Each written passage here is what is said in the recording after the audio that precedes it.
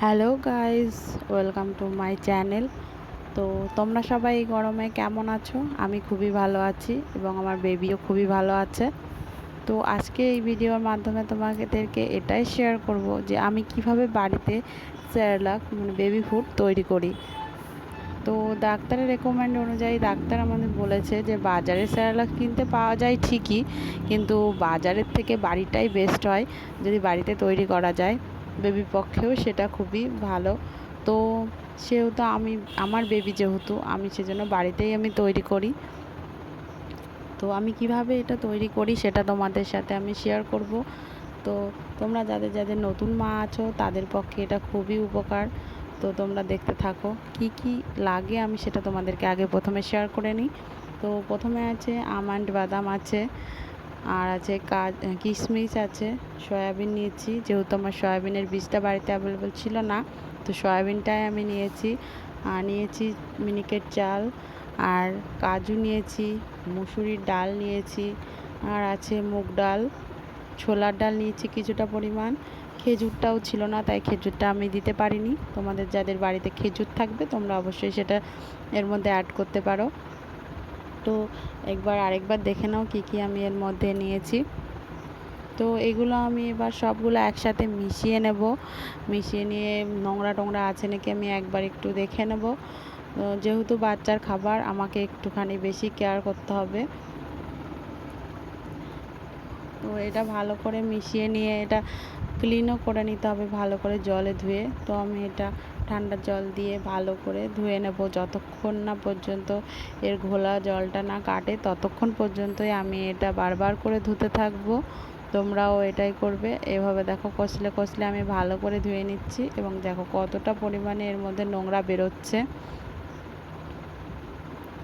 তো যেহেতু আমাদের বেবি, তখন তাদের জন্য ওদের যদি কিছু হয় তখন ওদের তো খারাপ লাগবেই, তার থেকে আমাদেরও বেশি খারাপ লাগবে। সেজন্য কীভাবে ওদের ভালো হয় সেই ব্যাপারটা দেখার দায়িত্ব আমাদের মায়েদের।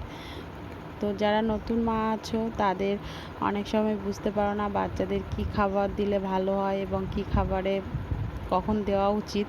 যেরকম প্রথম অবস্থাতে আমি বুঝতে পারিনি, তা কিছুটা ডাক্তারের কাছ থেকে এবং কিছুটা মা শিখিয়ে দিয়েছে, সেভাবে আমি বেবিকে দিয়েছি। তো তোমাদের জন্য আমি সেজন্য শেয়ার করলাম ভিডিওটা, যাতে তোমাদের যারা নতুন মা আছে তাদের কোনো অসুবিধা যাতে না হয়। তো দেখেছো আমি ক্লিন করে নিয়েছি ভালো করে। এবার আমন্ড বাদামের খোসাগুলোও ছাড়িয়ে নিয়েছি একে একে। এবার এগুলো সব জল থেকে আমি এগুলো ছেঁকে একটা পরিষ্কার পাত্রে নিয়েছি, তুলে নিচ্ছি। দেখো জল যেটুকু এর সাথে আমার হাতের সঙ্গে উঠছে সেটা কোনো ব্যাপার না, রোদ্রেই পুরোটাই আমি টানিয়ে নেব। তো দেখো এভাবে ছড়িয়ে ভালো করে নেড়ে দেবো রোদ্রে। তো রোদ্রে নাড়ার জন্য এভাবে তো ফাঁকা অবস্থায় রোদ্রে নাড়া যাবে না, যেহেতু খাবার জিনিস আমাকে এটাকে কিছু দিয়ে ঢাকতে হবে। তো সেহেতু আমি একটা চালনি দিয়ে এটাকে ঢেকে দেবো ভালো করে, যাতে খাবার একটাও না বেরিয়ে থাকে সেটাও দেখব। সেটা দেখে ভালো করে আমি এটা ঢেকে দেবো।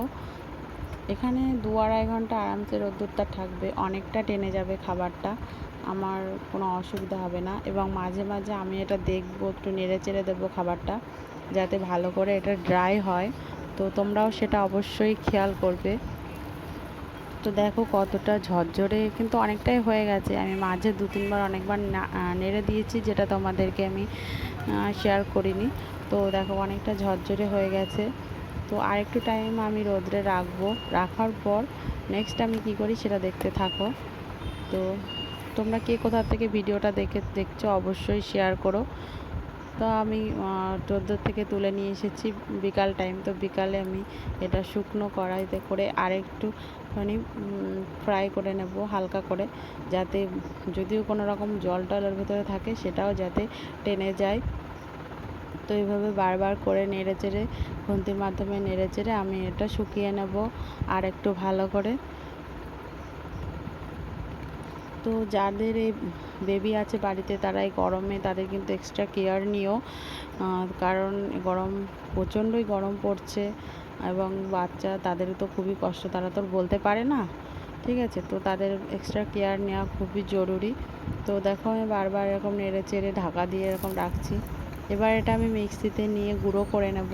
তো তোমাদের দেখাচ্ছি কতটা ঝরঝরে হয়েছে। দেখো ফ্রেন্ড কতটা ঝরঝরে হয়েছে, আর সয়াবিনগুলো একদম প্রথম অবস্থায় যখন না ভেজানো হয় যেরকম সেরকম হয়ে গেছে, সব খাবারগুলোই সেরকম হয়ে গেছে। এবার এটা আমি গুঁড়ো করে নেব মিক্সিতে দিয়ে।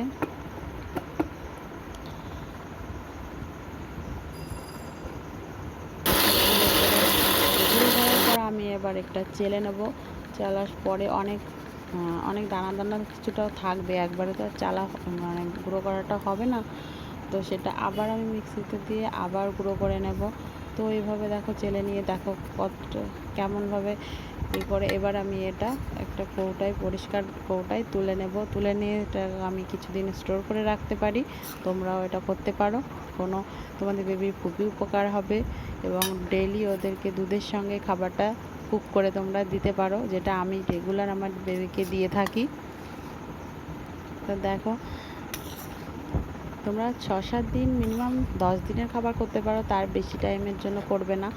যেহেতু আমার সামনে বৃষ্টি ঝড়ের সিজন আসছে, ওর জন্য আমি একটু বেশি করেই করে রাখছি।